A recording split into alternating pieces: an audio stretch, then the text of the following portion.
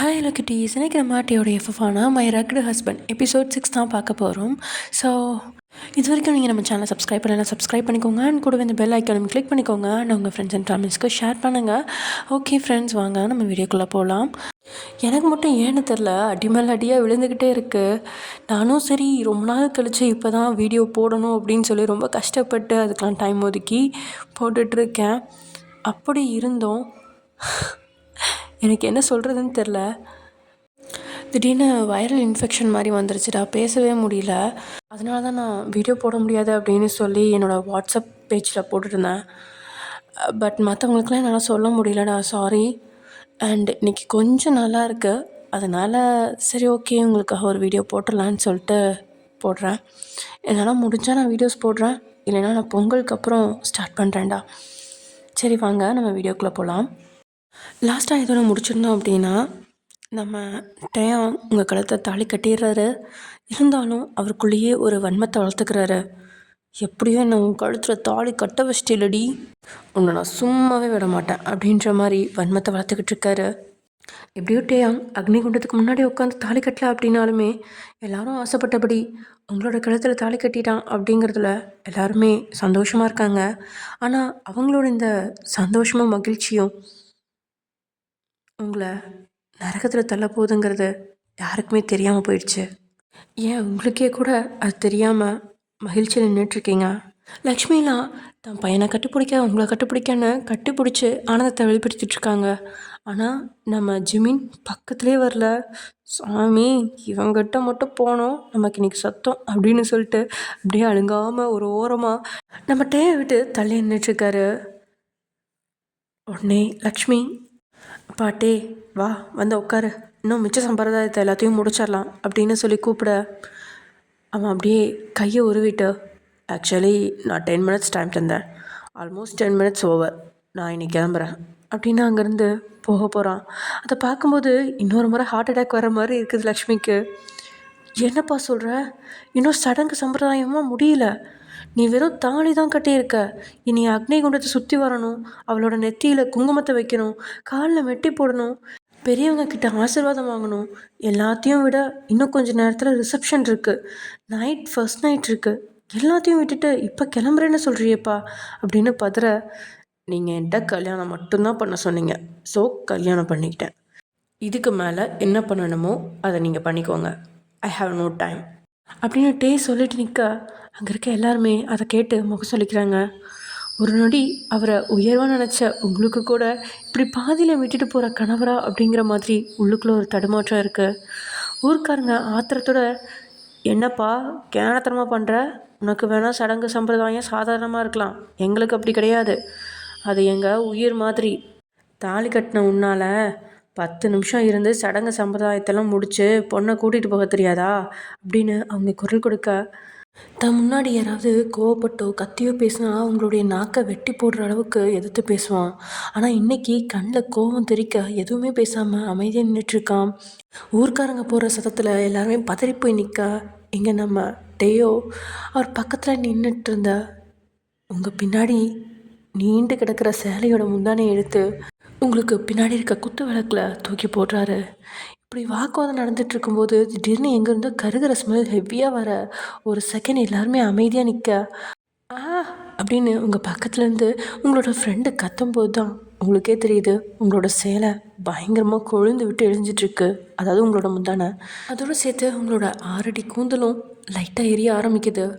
அதை பார்த்து எல்லாருமே பயந்து போய் நிற்க, ஜிமின் டக்குன்னு ஓமகுண்டத்துக்கு பக்கத்தில் இருந்த ஒரு குடம் நிறைய இருந்த தண்ணியை எடுத்து உங்கள் மேலே ஊற்றிடுறாரு.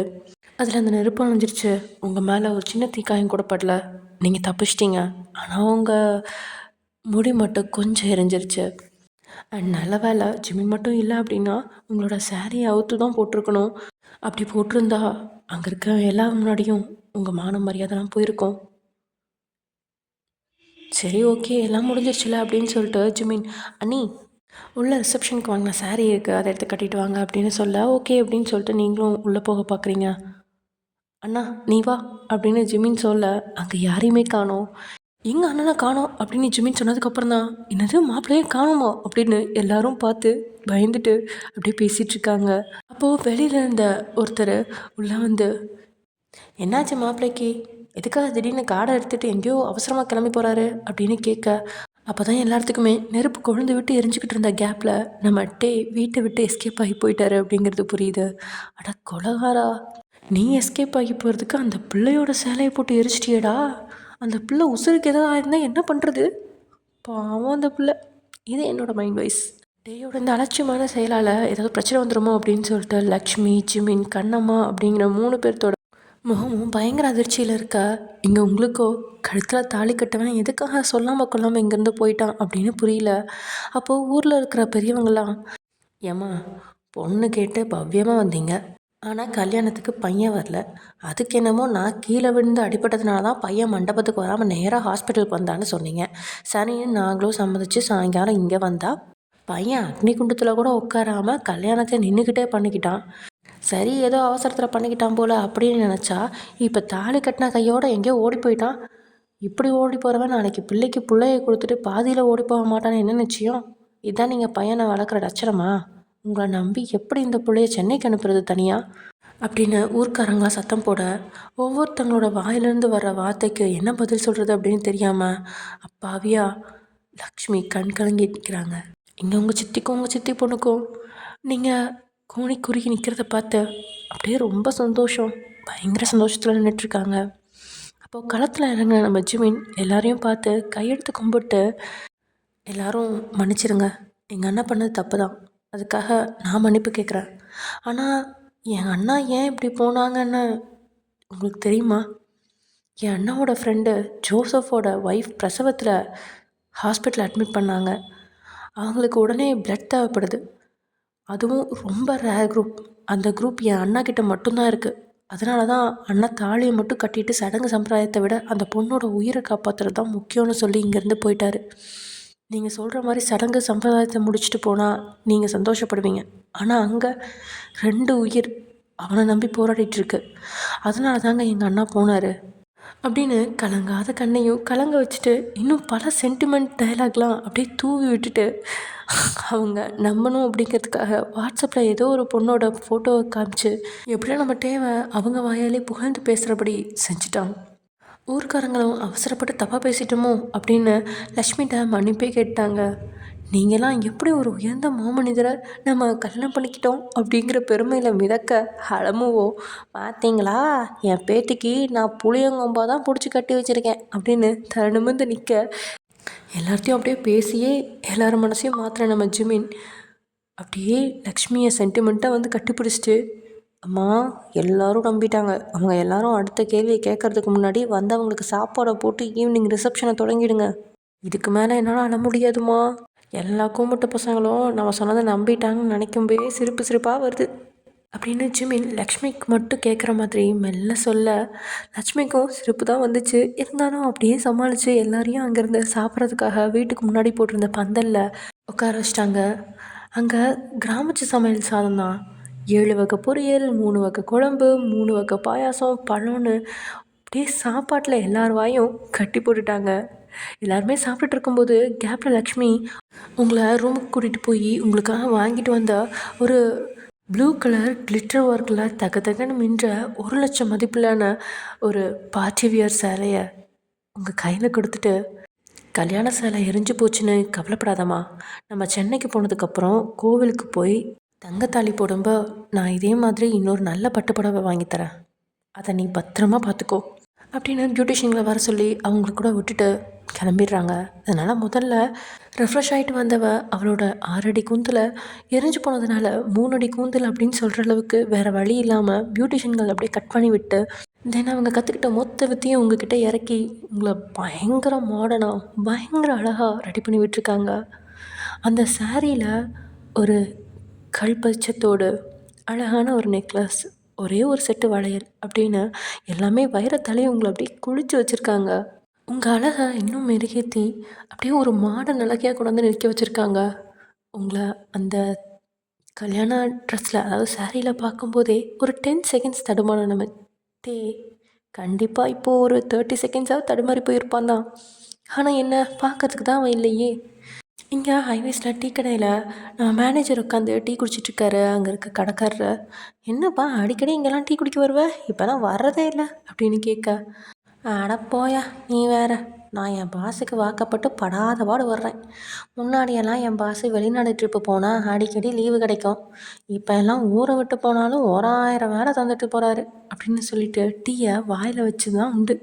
மொபைல் வேறு ரிங் அடிக்க, இந்த மொபைலும் என் பாஸ் மாதிரி டிஸ்டர்ப் பண்ணுதே அப்படின்னு சொல்லிக்கிட்டே கையில் மொபைலை எடுத்து பார்த்தவன் பத்திரி போய் கையில் இந்த டீயை கப்போடு கீழே தவற விட்டுட்டான். ஏன்னா அங்கே ஃபோன் பண்ணது டே தான். அத்தாடி, நிம்மதியாக இருக்க விட மாட்டார் போல். ஏசப்பா அப்படின்னு புலம்பிக்கிட்டே அந்த ஃபோன் அட்டன் பண்ண, யோ மேனேஜர், சரியாக 45 நிமிஷத்துக்கு முன்னாடி எனக்கு மேரேஜ் முடிஞ்சிருச்சு அப்படின்னு நம்ம டே கத்த, வாவ் சூப்பர் சார், கங்க்ராச்சுலேஷன்ஸ் அப்படின்னு மேனேஜர் சொல்ல, அதை கேட்டு ஆப்போசிட் சைட்லேருந்து வெறும் பீப் சவுண்ட் தான் வருது. அந்த பீப் சவுண்ட்லேயே மேனேஜரோட காது ஜவ்வெல்லாம் கிழிஞ்சிருச்சு அப்படின்ற அளவுக்கு நம்ம டே கழுவி கழுவி ஊற்றுறான். அதையெல்லாம் கேட்டுக்கிட்டே பொறுமையாக, சார் நான் இப்போ என்ன பண்ணணும் அப்படின்னு மேனேஜர் கேட்க, நீ என்ன பண்ணுவியோ ஏது பண்ணுவியோ எனக்கு தெரியாது. இன்றைக்கி டைவர்ஸ் பேப்பரை ரெடி பண்ணி அதை நான் கட்டிக்கிட்ட பொம்பளை கிட்ட கொடுத்து சைன் வாங்கு. தென் அப்படியே கோர்ட்டில் டைவர்ஸ் அப்ளை பண்ணி வச்சுடு. இன்னொரு 2 நாளில் எனக்கு டைவர்ஸ் கிடச்சாகணும். நான் அங்கே வர்றதுக்குள்ளே நீ இந்த எல்லா வேலையும் முடிச்சு வைக்கிற, இல்லைன்னு வச்சுக்கோ உன் வீட்டில் ஒரு இளவு விடும் அப்படின்னு சிம்பாலிக்காக டே சொல்லிவிட்டு காலை கட் பண்ணிடுறாரு. டேயோட அந்த வார்த்தையை கேட்ட மேனேஜருக்கு ஹார்ட் அட்டாக்கே வந்துருச்சு. கல்யாணம் முடிஞ்சு 1 மணி நேரம் கூட முடியல, அதுக்குள்ளே டைவர்ஸ் கேட்குறானே அப்படின்ற அதிர்ச்சியில் உறைஞ்சி போன நம்ம மேனேஜர் அப்படியே மனசு கஷ்டப்பட்டு உட்காந்துடுறாரு. ஏசப்பா, என் பாஸை பைத்தியம்னு நினைக்கிறதா இல்லை பாஸையும் மனுஷனாக நினச்சி ஒரு பொண்ணு கழுத்தை நீட்டினாலே அவளை நினச்சி வருத்தப்படுறதான்னு தெரியலையே அப்படின்னு மனசில் வேதனையோட லாயரை பார்க்க கிளம்பிட்டான். என்ன மனுஷன் அவன், அந்த பொண்ணோட கழுத்தில் கட்டின மஞ்சள் கயத்தோட ஈரம் கூட இன்னும் காயலை, அதுக்குள்ளே டைவர்ஸ் கேட்குறான். சே, இங்கே நைட்டு ரிசப்ஷனுக்கு உங்களோட குடும்பமும் ஒரு சிலர் ரொம்ப நெருங்கின சொந்தங்களும் மட்டுமே இருக்கா. அங்கே ரிசப்ஷன் ஸ்டார்ட் ஆகுது. ட்ரெடிஷ்னலாக இருந்த அந்த மேரேஜ் இப்போது வெஸ்டர்னில் மாறுது. வீட்டுக்கு பின்னாடி ஒரு ஸ்டேடியத்தையே உருவாக்கி அதில் அவங்களுக்கு தேவையான DJ, song, disco, dance, buffet சிஸ்டம்னு, அதே சமயம் பணக்காரங்களுக்கு தனியாக குடிக்கிறதுக்கான இடம்னு சொல்லி பயங்கரமாக ஏற்பாடுகள்லாம் செஞ்சு வச்சுருக்காங்க. அப்புறம் என்ன சொல்ல வேணும், அப்படியே அலேக்க தூக்கி உங்களை சோஃபாவில் உட்கார வச்சு ஃபோட்டோ எடுக்கிற மாதிரி ஜிமினும் அவங்களோட ஃப்ரெண்ட்ஸும் டான்ஸ் பார்ட்டி, ஃபன்னி காம்படிஷன், அது இதுன்னு சொல்லி எப்படியோ ஒன்று நீங்கள் தனியாக இருக்கிற அந்த லோன்லி ஃபீல் இல்லாமல் உங்களை பார்த்துக்கிறாங்க.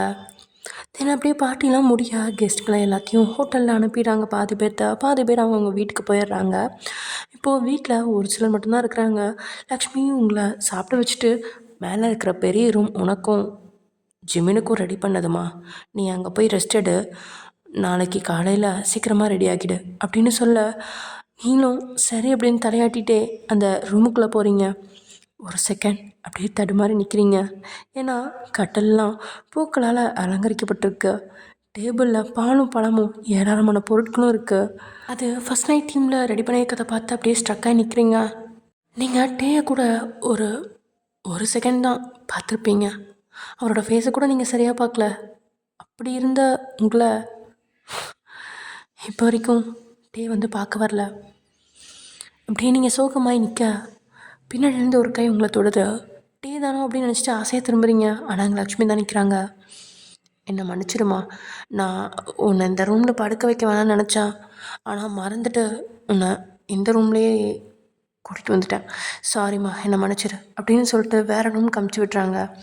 அண்ட் உள்ளே போகிறப்ப, வயன் என்னை மன்னிச்சிடுமா, நான் சாரி, என் பையன் அப்படி இங்கேருந்து கிளம்பான்னு நான் நினச்சி கூட பார்க்கலாமா, என்னை மன்னிச்சிடு அப்படின்னு சொல்ல, ஐயோ பரவாயில்லத்த, அவருக்கு உயிரை காப்பாற்ற தானே போயிருக்காரு, அதோட நீங்கள் இவ்வளோ ஏற்பாடு பண்ணியிருந்தாலும் ஃபஸ்ட் நைட் எல்லாம் நடக்க வாய்ப்பில்லை.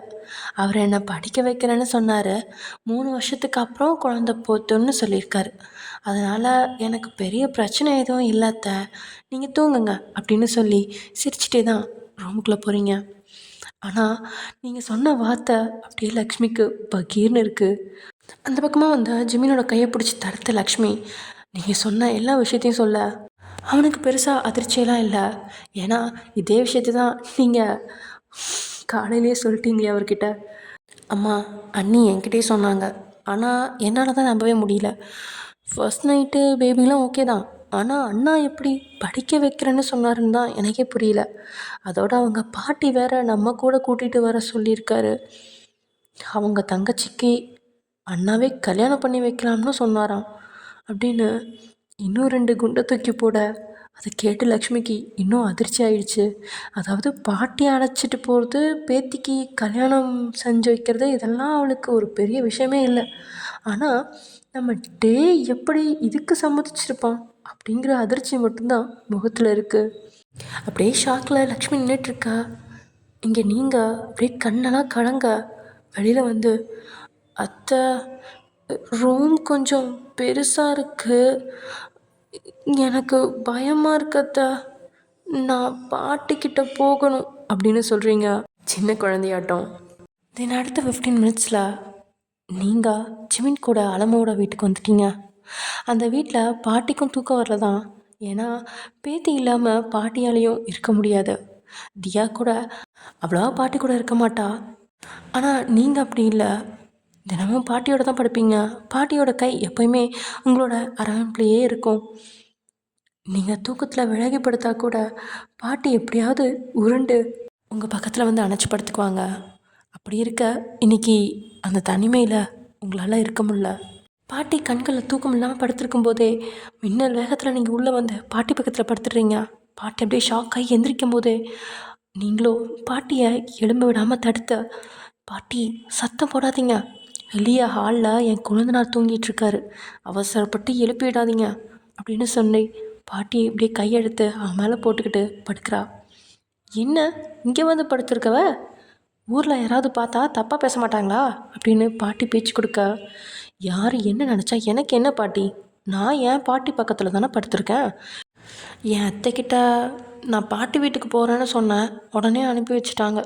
என் கொழுந்தனாரும் ஒரு வார்த்தை கூட பேசாமல் உடனே என்னை கூட்டிகிட்டு வந்துட்டார். அப்புறம் பாவம் தெரியுமா, அவர் படுக்க வைக்க நம்ம வீட்டில் ஒரு எக்ஸ்ட்ரா ரூம் கூட இல்லை. கடைசியில் நான் ஹாலில் தான் டேபிள் ஃபேன் வச்சு கொடுத்து தரையில் ஒரு பெரிய துணி போட்டு விரித்து படுக்க வச்சுருக்கேன். அவரும் ஒரு வார்த்தை கூட முகம் சுளிக்காமல் படுத்து தூங்கவே தொடங்கிட்டார் பாட்டி. என் கொழுந்தனாரும் மாமியாரும் இவ்வளோ பாசமாக இருக்காருன்னா என் புருஷன் எப்படி இருப்பார், அதை நினச்சா எனக்கு ரொம்ப சந்தோஷமாக இருக்குது பாட்டி அப்படின்னு நீங்கள் பெருமையாக சொல்ல, ஆமாம் வயன், நான் கூட காலையில் பையன் வராததுனால பையன் கெட்டவனோன்னு நினச்சேன். ஆனால் உன்னை கல்யாணம் பண்ணணுன்னு வெளிநாட்டுக்கு போயிருந்தவர் திரும்பி வந்து உன்னை கல்யாணம் பண்ணி முடிச்சுட்டு அடுத்த உயிரை காப்பாற்ற போயிருக்கிறாரு. இப்படி ஒரு மாப்பிள்ளைய நான் தேடினா கூட கிடைக்காது அப்படின்னு பாட்டி சொல்ல, ஆமாம் பாட்டி, எல்லாத்தையும் விட சென்னைக்கு போனதும் என்னை புதுசாக ஒரு காலேஜில் சேர்த்து விடுவாங்கன்னு நினைக்கிறேன். இனி நானும் தியா மாதிரி டிகிரி சர்டிஃபிகேட்டெல்லாம் வாங்க போகிறேனே அப்படின்னு சொல்லி நீங்கள் சந்தோஷமாக நினச்சிட்ருக்கீங்க. அப்படியே பாட்டிக்கிட்டே சொல்லிகிட்ருக்கீங்க. நீங்கள் எவ்வளோ தான் ரூமுக்குள்ளே குசு குசுன்னு சத்தமே இல்லாமல் பேசிகிட்டு இருந்தாலும் ரூமுக்கு வெளியே கண்ணை மூடி தூங்காமல் படுத்துக்கிட்டு இருந்த நம்ம ஜிமின் காதுக்கு எல்லாமே கேட்குது. ஒரு வகையில் பாட்டியும் பேத்தியும் பேசுகிறத கேட்கும்போது மனசுக்கு சந்தோஷமாக இருந்தாலும் அவளோட ஆசை நடக்குமா நடக்காதா, தன்னோட அண்ணன் இதுக்கெல்லாம் சம்மதிப்பானா அப்படின்னு தெரியாமல் படுத்து கிடந்தவனோட கண்களில் சுவரில் மாட்டியிருந்த ஒரு ஃபோட்டோ தென்படுது. அதில் 60 வயசு மதிக்கிறதுக்க ஒரு பாட்டி, அது அழமுன்னு தெரியுது. பக்கத்தில் நீங்கள் தான் நின்றுட்டுருக்கீங்க. பாட்டியோட இடுப்பில் 3 வயசு குழந்த தியா. அவளை பார்த்து சிரித்தவன் அப்படியே அவளை உன்னிச்சு பார்க்க, நெத்தியில் ஒரு பெரிய பொட்டு, கன்னத்தில் ஒரு பெரிய பொட்டு, அப்பாவி முகம், ரொம்ப குழந்தையாக இருக்கா. அண்ணி தான் பார்க்க பாவமாக இருப்பாங்கன்னு பார்த்தா அவங்க தங்கச்சி முகமும் அப்பாவியாக தான் இருக்குது. அந்த புள்ள வேற வக்கீல்னு சொல்கிறாங்க, ஆனால் முகத்தை பார்த்தா இன்னசென்ட்டாக தெரியுது. இதெல்லாம் எப்படி தான் வண்டியை ஓட்டிக்கிட்டு இருக்கோ தெரில அப்படின்னு நினச்சிக்கிட்டே கண்ணை மூடி தூங்குறாரு நம்ம ஜிமின். இங்கே நைட்டு பெய்கிற ஜோரான மழையில் மும்பை சிட்டியே நனைஞ்சிட்ருக்கிறப்ப அந்த மழையில் நனைஞ்சு ஈரம் சொட்ட சொட்ட அப்பாவியாக ஒரு பொண்ணு நடந்து ஒரு ஸ்டார் ஹோட்டலுக்குள்ளே நுழையிறா. நேராக ஒரு குறிப்பிட்ட ரூமுக்கு முன்னாடி வந்து நின்னவ கதவை தட்ட ஒருத்தன் கதவை திறந்து என்ன அப்படின்னு பார்வையாலே கேட்க, என்னோட பேர் தியா, உங்கள் தலைவர் கூட அட்ஜஸ்ட்மெண்ட் பண்ணுறதுக்காக வந்திருக்கேன் அப்படின்னு அவ கண்களில் ஓய்வே இல்லாத கண்ணீரோட சொல்கிறா. ஓகே ஃப்ரெண்ட்ஸ், இதோட இந்த எபிசோட முடிச்சுக்கலாம். அண்ட் ஐ திங்க் ரொம்ப எக்கோ அடிக்குதுன்னு நினைக்கிறேன். ஆக்சுவலி நான் உடம்பு சரியில்லைன்னு சொல்லிட்டு ஊருக்கு வந்துட்டேன்டா. அதனால் இங்கே இருக்க ரூமில் ஓவர் எக்கோ அடிக்குது. கொஞ்சம் அட்ஜஸ்ட் பண்ணிக்கோங்க. ஆஃப்டர் பொங்கல் நார்மலாக போட ஆரம்பிச்சிடுறேன். ஓகே ஓகே ஃப்ரெண்ட்ஸ், பாய்.